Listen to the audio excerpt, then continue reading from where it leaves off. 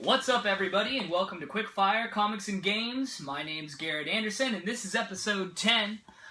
Today, we're going to be talking about a book I just read. It's called Superman, Red Sun. So the reason why I decided to read this book is I was kind of on a Superman downer. I was reading some books, and I wasn't really feeling the Superman thing, and I was talking about this struggle to one of my other friends who happens to be a huge Superman fan, my buddy named Daryl. Shout out to you, Mr. Daryl, for giving me the book. My buddy said, you know what? I love Superman so much, and I want you to love Superman too, so he straight up gave me this book. And I was kind of like, oh, I don't know if I really want to, do this. I've already read a couple books lately, and they've just burned me. And he said, no, Garrett. I guarantee you're going to love this book. So, of course, I said, yes, I love free trade books. I'm going to give it a go. And so I read it. And, Daryl, thank you once again. So before I get into the details of the book, let's go ahead and give the creators their shout out. So the writer is Mark Millar, who I'm sure you guys are familiar with. He does amazing things. The pencilers are Dave Johnson, Killian Plunkett, Andrew Robinson, and Walden Wong are the inkers. Paul Mounts is the colorist, Ken Lopez is the letterer, and Dave Johnson is the cover painter. The book was published by DC, obviously, back in 2003.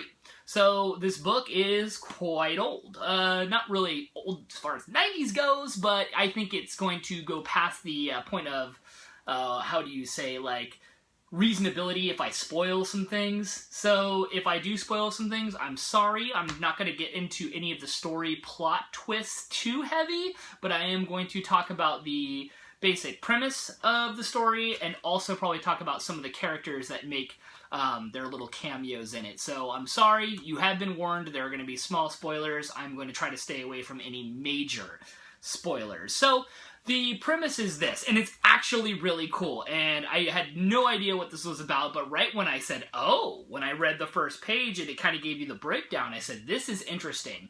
So I have a question for you. Everybody knows that Superman crash-landed in Kansas and ended up being in Smallville, right? And so that hasn't really changed too much over the history of all the different stories of Superman. You know, him growing up in Smallville, and, you know, him wanting to fight for truth and justice and the American way.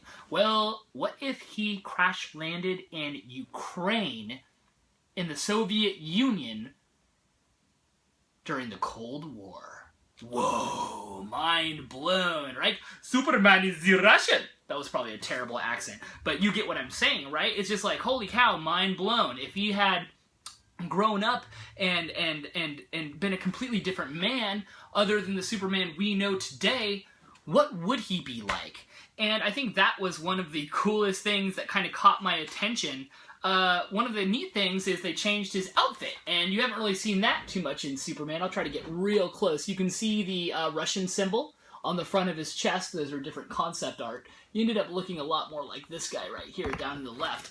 So, a lot has changed, you know? Instead of him fighting for truth and justice like you see him do, he's more of a fighter for the common man, and he wants to basically, spread his socialism and his international expansion across the entire world using the Warsaw Pact, which was an idea at the time during the Cold War invented by Stalin, a very powerful Russian political figure. So it got kind of interesting because everything is asked backwards. So everything we know about Superman, forget about all that. He's got different ideals, different beliefs. He's still Superman. He has his own powers and everything that you would come to expect of him, but he's different. And that's what made it interesting to read. You see him do things that you normally wouldn't see Superman do. And I think that's what always will keep a book fresh. So you got that kind of different intrigue. One thing to say, too, is there are a lot of cool characters that you see in this book. You see Wonder Woman in this book. You're going to see Batman in this book. You're going to see Brainiac in this book. Bizarro. You got freaking Hal Jordan Green Lantern, I mean, there are some cool cameos and major roles even that you see, but it's crazy because all of the roles that they play are so uncharacteristic, mostly, than what you would normally see them in, as far as how they've been portrayed in previous books. So it kind of keeps you on your toes at that point. What's also kind of neat is it's very political. Right now we have everybody talking about who they're going to vote for and everything else, so it's kind of relevant. You see figures like Kennedy, right? Let me ask you a question.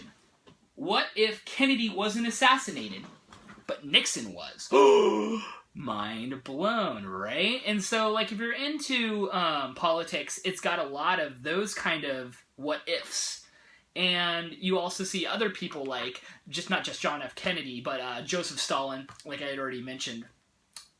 Also, what's kind of neat is the fact that it takes place over a large span of time. I think the book is over a span from 1953 all the way on up to 2001. So the book takes place over time, and you can see the characters in the book getting older over time. So it's got a really neat overarching aging effect on them, right? You see Superman start out as a young buck with his great ideals, but he becomes kind of tainted over time.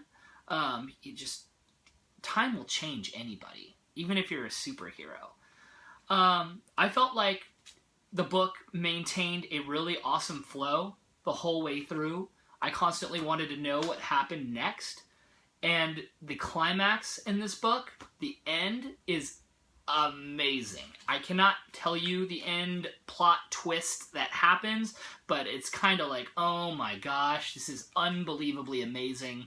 The whole book is worth reading just for the last, 5 or 6 pages. It's not long. It's only a 3-issue trade. So 3 issues, you could read it in a day, whatever, a couple hours, 8 hour, if you had to. And I can't really say anything else other than the fact that this is a book about a great American icon, reimagined as a Soviet hero. And I think it's definitely worth the read if you're in a Superman rut. This was actually put up for a Eisner Award way back in the day, 2004, for Best Limited Series. So I highly recommend checking this out. Once again, that's Superman Red Sun. If I had to give this a star rating for how much I enjoyed it, I'd probably give it a 4 out of 5 stars, which I don't just give out, like candy. So that's it.